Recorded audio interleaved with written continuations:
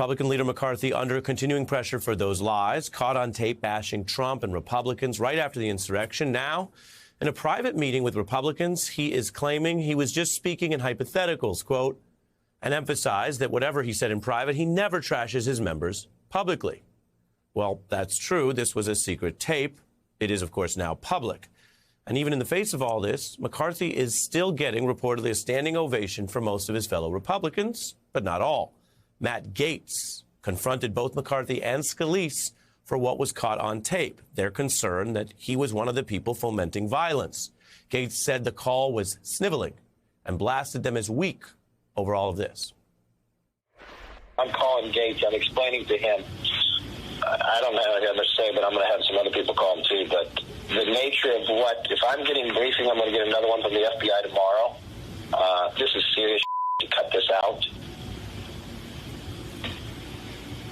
Yeah, that's I mean, it's potentially illegal what he's doing. Well, he's putting people in jeopardy, and he doesn't need to be doing this. We saw what people would do in the Capitol. At least people came prepared with rope, with everything else.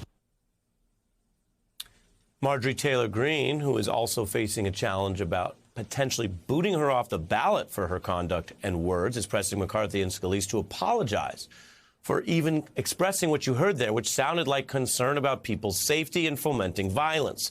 Why would you apologize for that? Keep in mind, this is her public position today.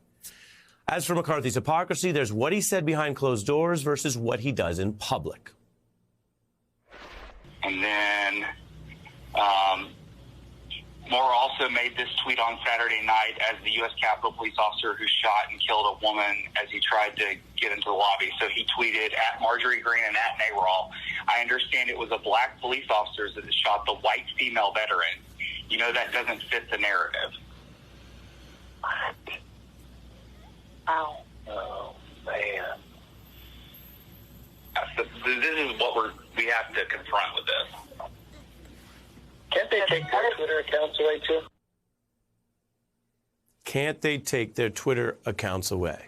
You are listening to the voice of the top Republican in Congress, in private, saying what so many others have said and what he now pretends not to believe, that while there is free speech in America, there's not a right to commit fraud. There's not a right to incite violence. That's not First Amendment free speech. Yet after all that, he was the one who went down to take it all back, to pose with Donald Trump, and to go out in public and play this other fake role where he pretends he's outraged about Twitter doing those things that he was hoping they would do in private.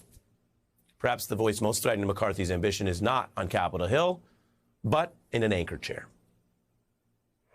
Unless conservatives get their act together right away, Kevin McCarthy or one of his highly liberal allies like Elise Stefanik is very likely to be Speaker of the House in January. That would mean we will have a Republican Congress led by a puppet of the Democratic Party.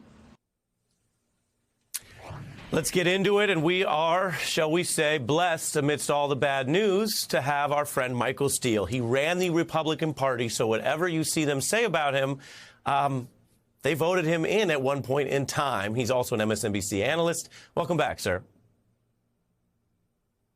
It's good to be with you, Ari. It's really good to be with you. It's good to have you. I want to tee it up like this. Here's what's the same. Whoever is leading the House for the Republicans seems to be called out as a traitor, heretic, no matter what. Yeah. And that cycle's played out pre-Trump. Here's what's different. If I am hearing correctly, and I say this as a credit in the moment to those individuals who went through what happened on the Capitol, I was hearing, it sounded like to me as an observer, genuine concern about more violence, genuine concern about the transfer of power, which had not yet been achieved on January 20th, genuine concern that more people could die. And whatever later hypocrisy has been revealed, people can judge it for themselves. Why is that genuine concern a bad thing in the party and a bad thing to Tucker Carlson, et cetera? Because it doesn't fit the overarching narrative, which you cannot forget is at all times and all ways in every manner, we must own the libs. All right. So that's top line. So that's why you have now Kevin McCarthy or Elise Stefanik, should they become speaker, either to become Speaker of the House, will be puppets of the Democratic Party. I mean, it is. So you take Tucker and you just kind of put it on a shelf because it's it's going to be bat crazy, and you move on. The more problematic thing for McCarthy inside the caucus is, some may have given him a standing ovation.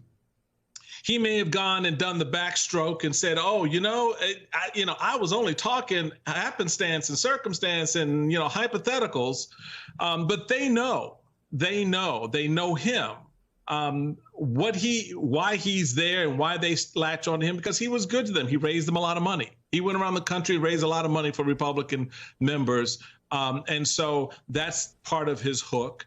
But they've got their eyes elsewhere. There are others who are waiting in the wings. This is very damaging. Whether it's terminal remains to be seen. As I tweeted out just a little bit ago, y'all know there are more tapes coming, right? You don't think they're going to launch this book and just give you that little bit and that's it. So we're going to hear more about how Kevin McCarthy views not only Donald Trump, but his members in his caucus, certain members in his caucus.